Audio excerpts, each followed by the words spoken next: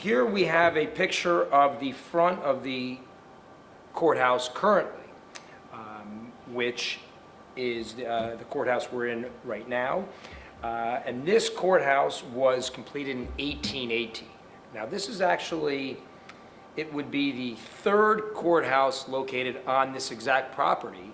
The first being constructed as early as 1683, but it was certainly here by 1689. Making the property that we're on the oldest property in the United States to continuously house a public building.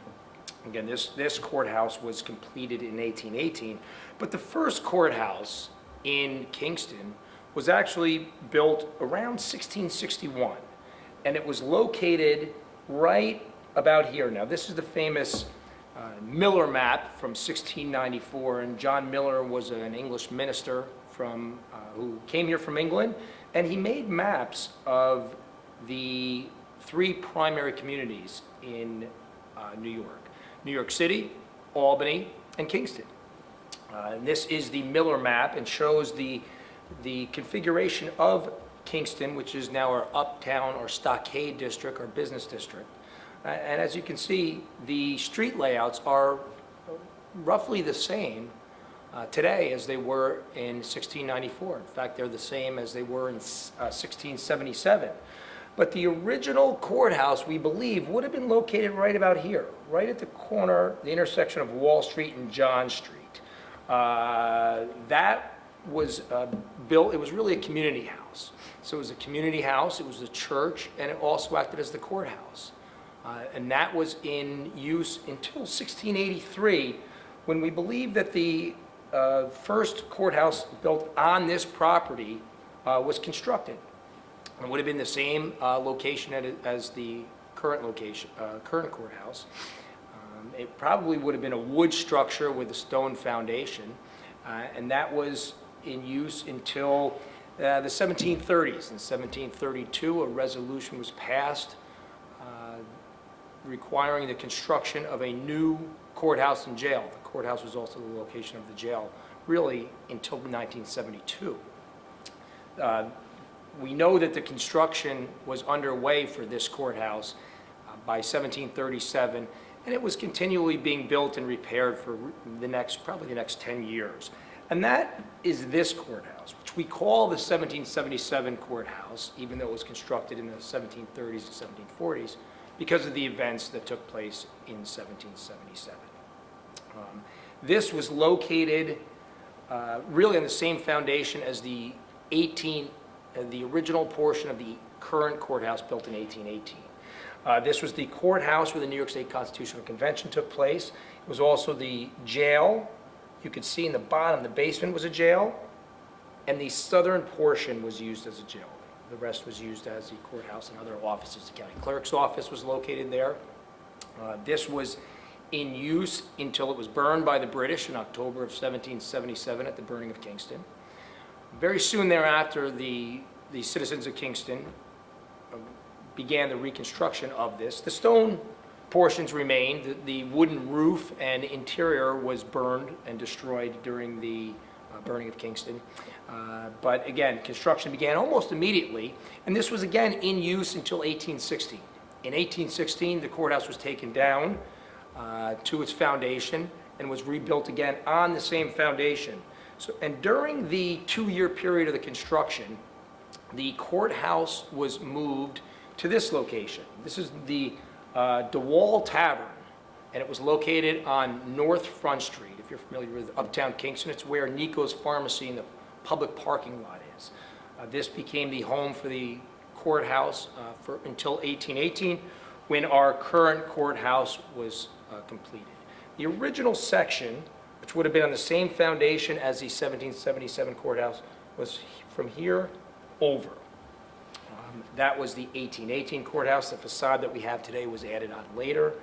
It had several additions beginning in 1834, which was this addition right here. It was put on as a jail addition, and a number of subsequent additions were put onto the current courthouse until the final addition was put on in 1899.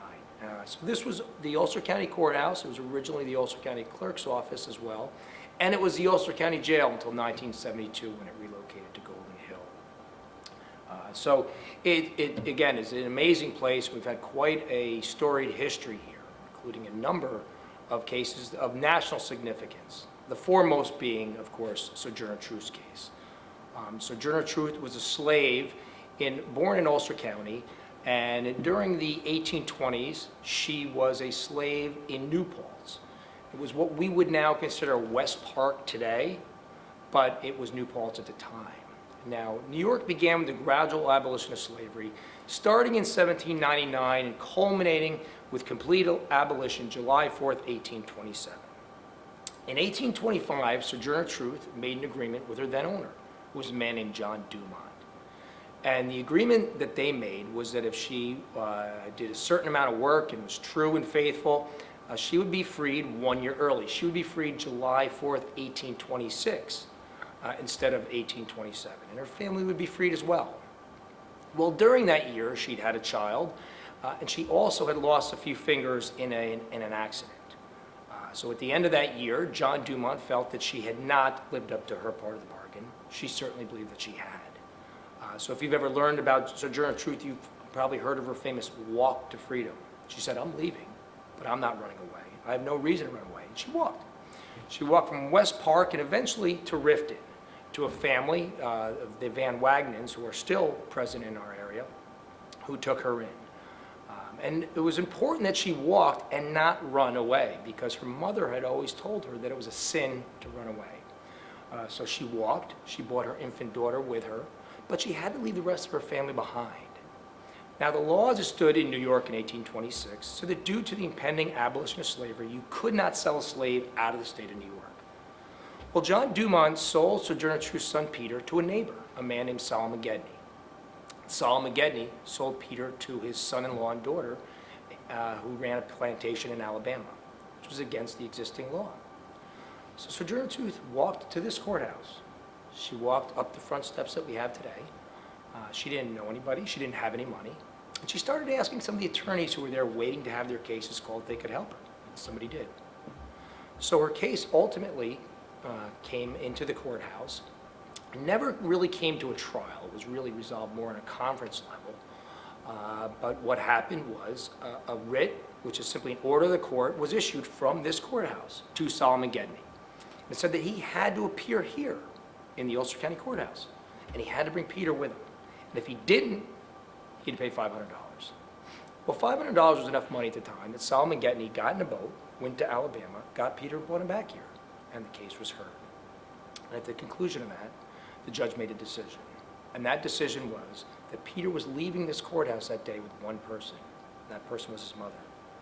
So it was really a monumental case. And it made Sojourner Truth not only a national figure, it made her an international figure. And she spent the rest of her life fighting against slavery and fighting for equality. But if it wasn't for what happened right here in this courthouse, we never would have heard of Sojourner Truth. And she probably never would have been Sojourner Truth.